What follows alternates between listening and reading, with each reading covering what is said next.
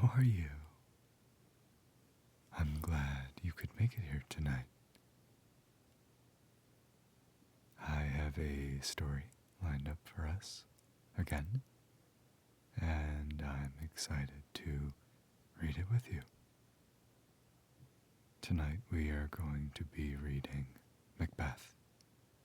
This is another story by Tina Packer, and of course it is an adaptation of a play by William Shakespeare, but I'm sure you're not surprised at that. Well, I hope that your day leading up to this moment was tolerable and at least okay, and maybe that it was filled with things that were great from time to time. Maybe not all of it was great. Certainly that wouldn't be the case for my day. But there were certainly moments which were great. Like for me today, I got to see a lot of people who I really care about at my job. Guests who we have there, fellow coworkers who I saw and even didn't get to see. They all helped contribute to me having a great day. And I must confess that on my break, I did anticipate sharing this story with you tonight and settled on Macbeth for our choice. So whereas with Hamlet I had a very specific reason for reading that story with you that night, Macbeth is a little more mysterious because I'm not quite sure why I'm in the mood for Macbeth. Certainly I'm not in the mood for a lot of the themes in the story. But I don't think that many sensible people would be eager to get into the mind of Macbeth. In most circumstances, of course. Well, thank you for being here, and I hope to provide you a safe and comfortable and cozy place to drift off to sleep into. It should be well for the both of us. There's just one thing that I must make sure of. It's that you are very cozy and comfy, so please make sure that you're settled in for sleep, and we'll get on with the story. Personally, I am wrapped in a blanket right now, and I intend on getting very tired by the end of reading. So I'll fall asleep pretty quick, no doubt. Well, first let me read you the introduction to Macbeth.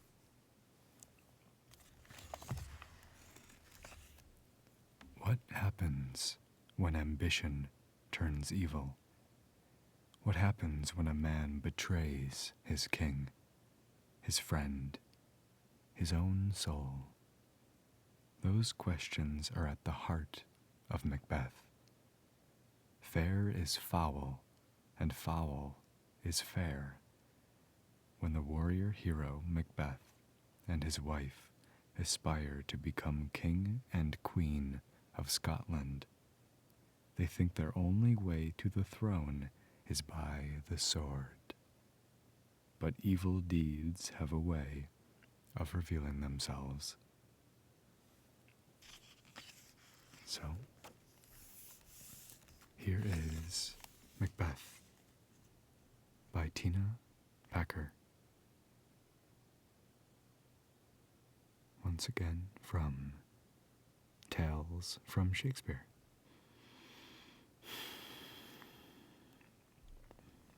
Thunder crashed and rumbled across the barren Scottish heath. A lightning bolt silhouetted two men on horseback before the gloom swallowed them up. So foul and fair a day I have not seen, said Macbeth, Thane of Glamis. Banquo the Scottish general who rode alongside him, silently agreed. Both men drove their horses forward across the wide-spent heath. They were bone-weary, but the exhilaration of victory raced through their veins. Macbeth's army had just crushed a bloody rebellion against Duncan, King of Scotland. Macbeth himself had slain the revolt's leader. Now Macbeth was anxious to reach King Duncan's castle, and whatever reward his service had earned him. As Macbeth and Banquo neared the king's stronghold, 3 grotesque, rag-clad figures boiled up from the boggy ground. Startled, Macbeth reined in his horse before the strange beings. They were witches, said to possess wicked powers and foresee the future. "All hail, Macbeth! Hail to thee, Thane of Glamis!" croaked the first witch. "All hail, Macbeth! Hail to thee, Thane of Cawdor!" rasped the second. The third witch gave Macbeth a jeering smile. "All hail, Macbeth, that shalt be king hereafter." Banquo pulled his mount even with Macbeth's. "If you can look into the seeds of time and say which grain will grow and which will not," he charged the witches, "speak now to me." "Hail, Banquo," replied the first witch, "lesser than Macbeth, and greater." "Not so happy," added the second witch, "yet much happier." The third laughed aloud. "Thou shalt father kings, though you yourself be none." Then the witches' garments began to grow misty and their skin transparent. "Stay and tell me more," Macbeth cried. He rode desperately into the creature's dispersing mist. "By my father's death, I know I am Thane of Glamis," he shouted. "But how of Cawdor? The Thane of Cawdor lives." Mist encircled the 2 generals like thick fog, and the witches were gone. Macbeth looked at Banquo thoughtfully. "Your children shall be kings," he said. "You shall be king," Banquo replied lightly. Macbeth forced a smile. "And Thane of Cawdor, too. Said they not so?" Suddenly, Banquo wheeled his horse around. "Who's there?" he shouted. The sound of hoofbeats neared. 2 riders emerged from the mist. They were nobles sent by King Duncan to escort Macbeth and Banquo to his royal castle. One rider made a courtly bow. "The king bade us call thee Thane of Cawdor," he told Macbeth. He explained that the former Thane of Cawdor had been found aiding the enemy. King Duncan stripped the traitor of his Thane's title and bestowed it upon Macbeth. As the messenger spoke, the color drained from Macbeth's face. He should have been overjoyed at his new title. He had earned it through his valiant service to King Duncan, yet Macbeth thought only of the witches' prophecies. One had now come true. Would the other? Would Macbeth someday take Duncan's place? And how might that come to pass, he wondered. The king was growing old, but he had 2 healthy sons, both in line for the throne. Was Macbeth meant to fulfill the witch's prophecy by his own hand, a hand clutching a dagger? The Thane's own thoughts made him shudder. He spurred on his horse. "Let us toward the king," he said.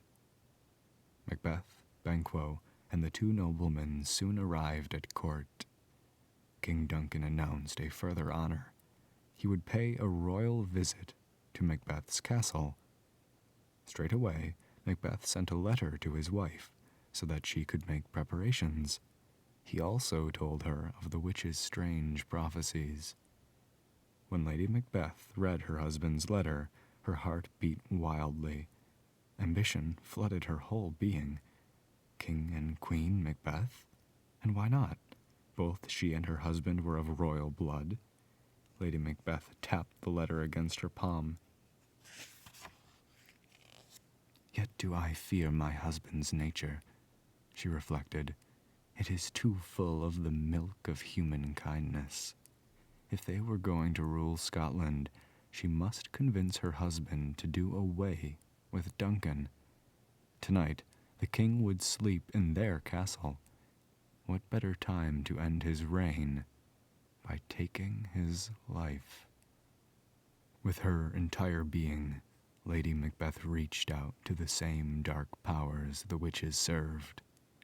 Come, you spirits that tend on murderous thoughts, she cried. Fill me from the crown to the toe, top full of direst cruelty. Make thick my blood. Stop up all access to remorse, that no mercy or compassion may shake my fell purpose. The door flew open. Macbeth rushed in, his eyes wild. He, too, had been thinking of murder. Your face, my Thane, is as a book where men may read strange matters, his wife chided. You must look like the innocent flower, but be the serpent under it. She calmed her husband and went to prepare for the royal party. That night, King Duncan and his entourage arrived to a warm welcome. At the huge feast, Lady Macbeth encouraged the king and his servants to drink a lot. When she noticed that Macbeth was missing from the party, she graciously excused herself and sought out her husband. She found Macbeth pacing nervously. He looked at his wife with desperation. We will proceed no further in this business, Macbeth said. If we should fail, screw your courage to the sticking place and we'll not fail, Lady Macbeth insisted. She relayed her plan. She had already mixed a sleeping potion into the wine Duncan and his party were so heartily enjoying. After the king returned to his bedchamber, Lady Macbeth would ply his grooms on guard outside the room with more of the laced wine. When the grooms passed out, she'd remove their knives and lay them out in plain sight. Then Macbeth could steal in and use those knives to execute the bloody business. Macbeth agreed. I am resolved, he swore. He took himself off to dine with the king. False face must hide what the false heart doth know, he warned himself. After dinner, Macbeth grew restless.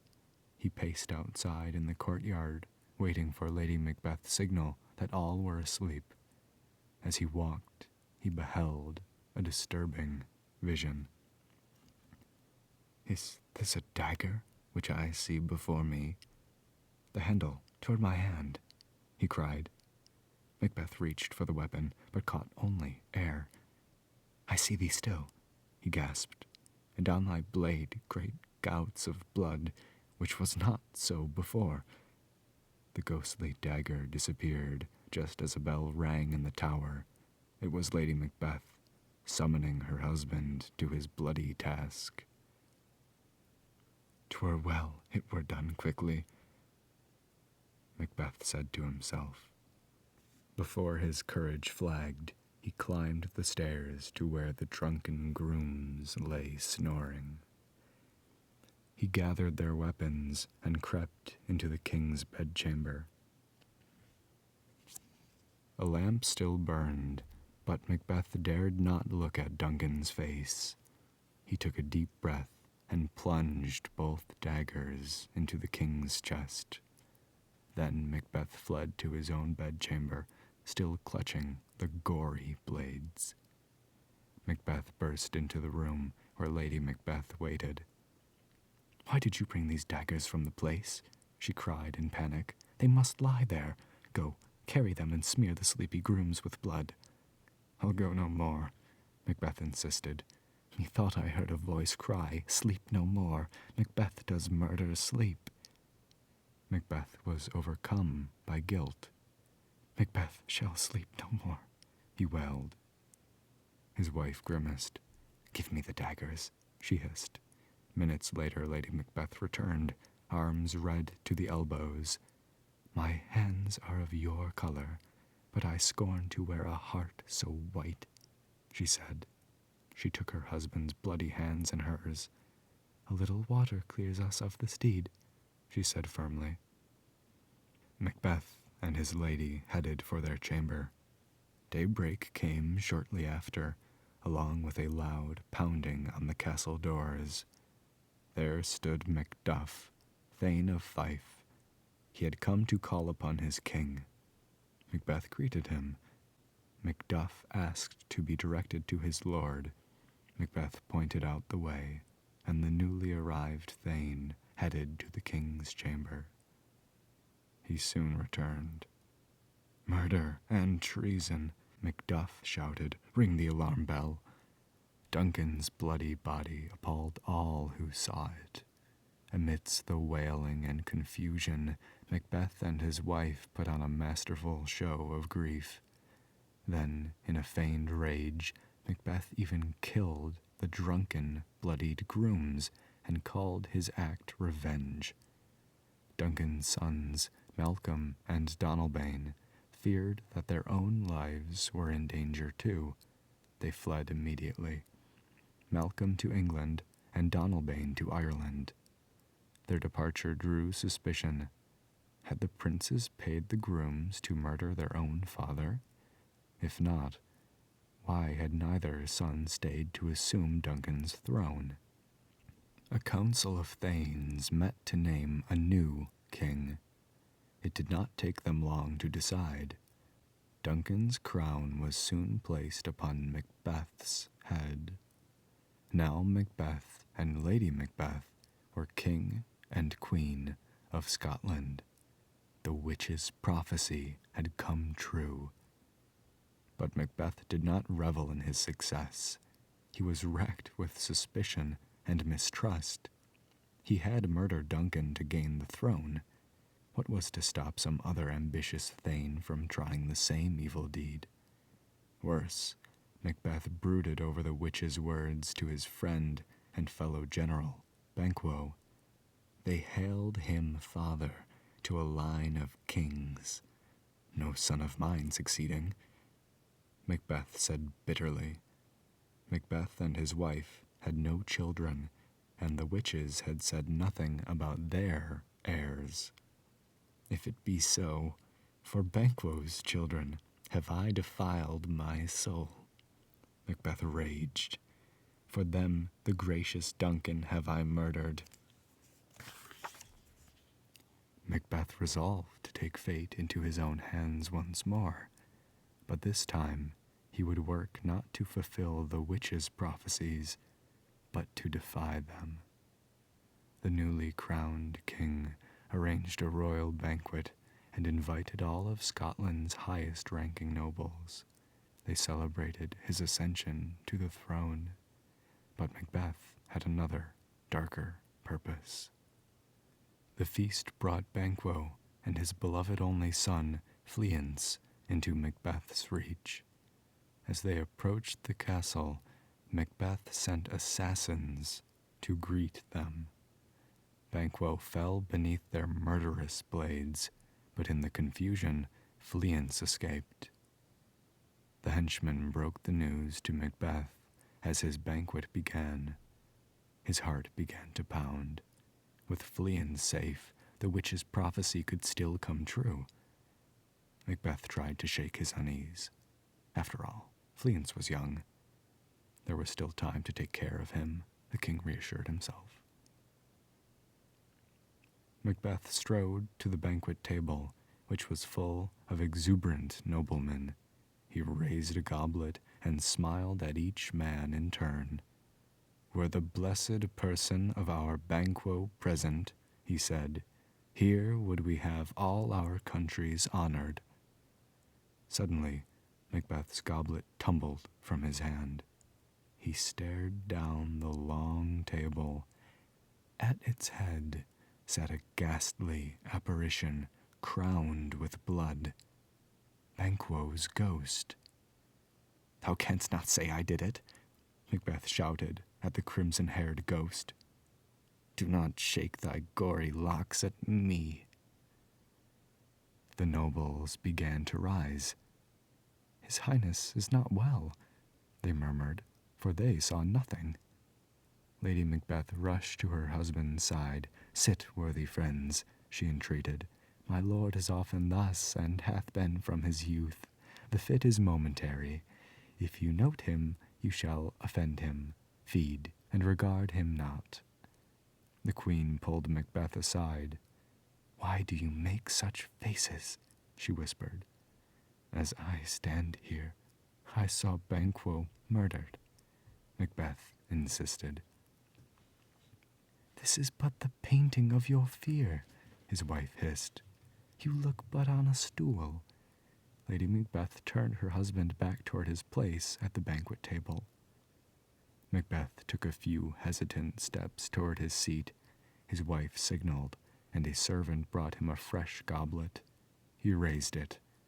"I drink to the general joy of the whole table, and to our dear friend Banquo, whom we miss. Would that he were here." No sooner had he spoken than Banquo's bloody ghost reappeared. Macbeth flung his goblet through the apparition. "Quit my sight," he shouted. "Let the earth hide thee." The ghost vanished. Macbeth sank to his knees. Lady Macbeth moved between her husband and the nobles. "I pray you, speak not," she told the baffled men. "He grows worse and worse. Please go at once." The nobles left the banquet hall. Word of Macbeth's strange behavior quickly spread across Scotland. It fueled the passions of those who suspected that Macbeth was Duncan's murderer. Macbeth, feeling the threat to his throne, rode back to the barren heath where he and Banquo had first met the witches. He found the three hags stirring a large pot and chanting, "Double, double, toil and trouble, fire burn and cauldron bubble, eye of newt and toe of frog, wool of bat and tongue of dog. Cool it with a baboon's blood, then the charm is firm and good." As the king approached, one witch turned to the others with a leering grin.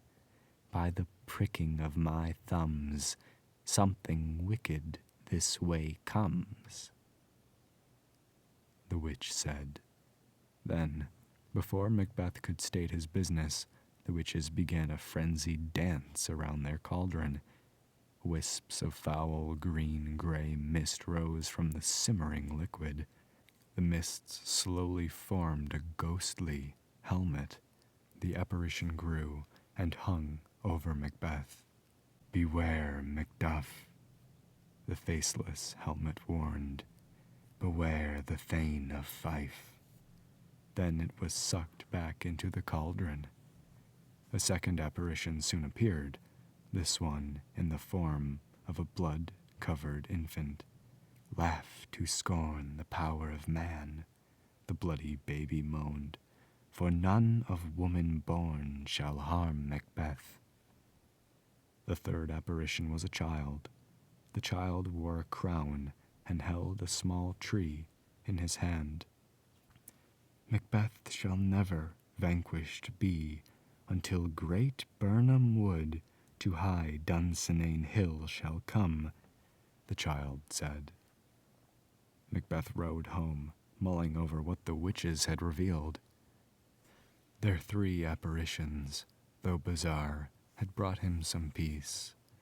Had the witches not as good as proclaimed him invincible? For what man is not born of woman? And how could a forest move to Dunsinane Hill on which his castle stood. As for the Scottish thane Macduff, who had once been his friend, Macbeth would deal with him as he had with Banquo. Before Macbeth could act, however, messengers brought him news that Macduff had fled to England to join Duncan's son, Malcolm. The thane and prince would surely raise a force and march on Macbeth's castle. Macbeth realized he would have to wait and kill Macduff in battle, but in the meantime he could make Macduff wish himself dead. Macbeth dispatched murderers to Macduff's castle with the order to kill his entire household, wife, children, and servants all. "I'll crown my thoughts with acts," Macbeth vowed, but as his resolve grew steely, his once strong wife unraveled. By day, Lady Macbeth struggled to appear royal and dignified, but once asleep, guilt drove her from her comfortable bed. The queen walked in her sleep. She wrung her hands as if washing away Duncan's blood. She examined her fingers closely, then scrubbed again. "Out, damned spot," she cried. "Will these hands never be cleaned? Here's the smell of blood still." Lady Macbeth walked and rubbed and muttered and wailed until daylight broke, then woke exhausted. Macbeth himself grew weary as the days passed. The war news was bad. Malcolm and Macduff's force of 10,000 English soldiers was advancing. The Scottish thanes that had once sat at Macbeth's banquet table were now organizing to join the prince and thane. Malcolm intended to take back the throne he saw as rightfully his, but Macbeth was certain that he had something more powerful than the largest army. He had the witch's prophecies. "Bring me no more reports. Let the false thanes fly all," Macbeth told the messenger who brought news of war. "Till Birnam Wood remove to Dunsinane, I cannot taint with fear." Prince Malcolm, meanwhile, had met the Scottish thanes at that same Birnam Wood. He was confident about his force, but he knew Macbeth had scouts in the area. Malcolm wanted the advance of his army to remain a deadly surprise. He looked at the trees in Birnam Wood. They were so thick you could not tell where one tree ended and the other tree began. "Let every soldier hew him down a branch and bear it before him," the prince ordered. "Thereby shall we shadow our numbers." This done, Malcolm's army resumed its march toward Macbeth's castle at Dunsinane. The castle at Dunsinane was well fortified. Macbeth had raised the drawbridge and bolted the door against his enemies to force them to attempt a dangerous attack, but the fortress felt like a prison. He had paced up and down inside the castle. Macbeth heard screams. A servant rushed up to him. "The queen, my lord, is dead, by her own hand," the shaken servant said. Macbeth's expression did not change. He had seen too much death already. "She should have died hereafter," he said dully. "Life's but a walking shadow, a poor player that struts and frets his hour upon the stage, and then is heard no more. It is a tale told by an idiot, full of sound and fury, signifying nothing." Macbeth sank down onto his throne. Then a scout entered, wringing his cap. "Gracious my lord, as I did stand my watch upon the hill, I looked toward Birnam." The scout cleared his throat. "And methought the wood began to move."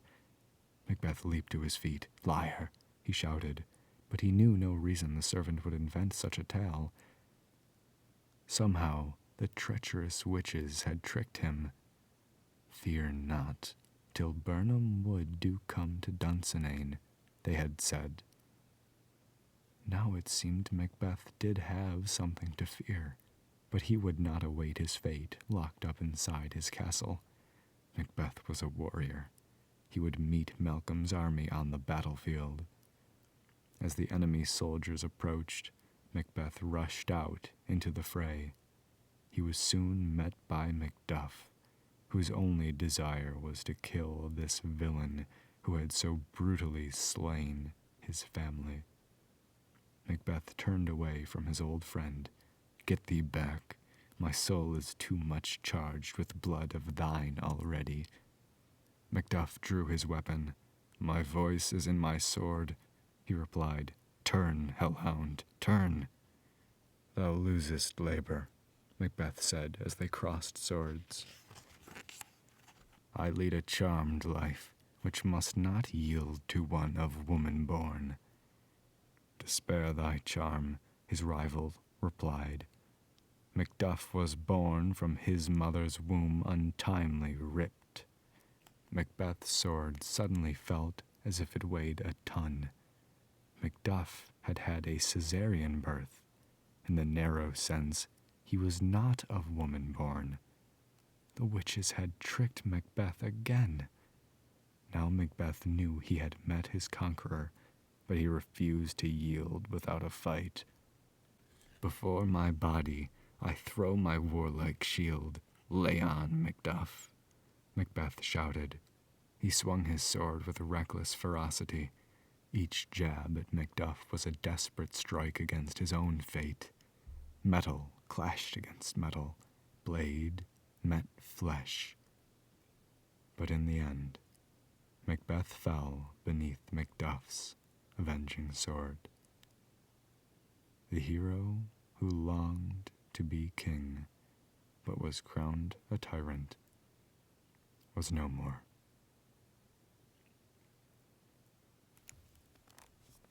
Macbeth by Tina Packer.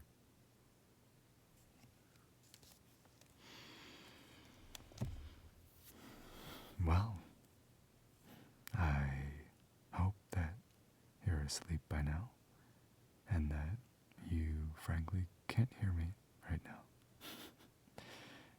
But if you can, hello. How did you like that one? Wow. What a violent story. It's really crazy to think how much of it has to be included for the sake of understanding the motivations of the characters, like Macbeth and Macduff. Yeah, such a weird and difficult story to adapt into a version for children. But in our case, I think we had some fun with it. I certainly did. The witches were especially fun to read, and I hope that my voice didn't get too loud sometimes. I don't mean to disturb your rest by rolling with the punches of the story. Shakespeare can have that effect. I don't think many people would necessarily agree with that, but I think they would agree that Shakespeare can be used brilliantly as a tool for falling asleep.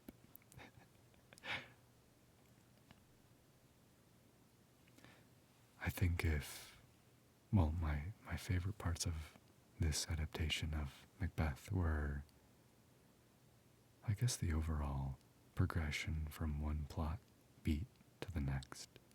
That felt really satisfying, and it felt deserved, I would say, from moving to one scenario to the next. And it covered all the iconic ones that you would hope for and expect. If anything, I would have liked a little bit more of Lady Macbeth, because I think she's always very interesting, and it's really hard for adaptations to give her the staying power that she deserves. I think Roman Polanski's 1970s adaptation of Macbeth does that the best, or makes her seem really interesting, which isn't the case for one of the more recent Macbeth adaptations, but not the one by one of the Coen brothers. It's the one before that, I believe in 2015. Yeah, I don't like that one, if you can't tell. But I love the Polanski one. In fact, if you want to hear a really weird soundtrack, listen to the soundtrack for Macbeth by the Third Eye Band, I think it is, or the Third Ear Band. That's the one it might be. They are really strange, but I've enjoyed listening to them a lot over the past couple months because the soundtrack is so good. If I were to recommend one song, well, I'll recommend two at that rate. It would be, for instrumental, the song Lady Macbeth by them, and then it would be the singing song called Fleance, which is of course the child of Banquo in the story that we read. I hope his name is pronounced Fleance, by the way. I'm sort of winging this off the cuff, and many times I misspeak. By Jove, you won't have to hear them. Well, I again hope that you are asleep, and thank you for being here tonight, and I look forward to being with you again soon as we read some other tale. It'll be fun, and at any rate, very relaxing. So please sleep well, my friend, and I'll be seeing you soon. Good night, and sweet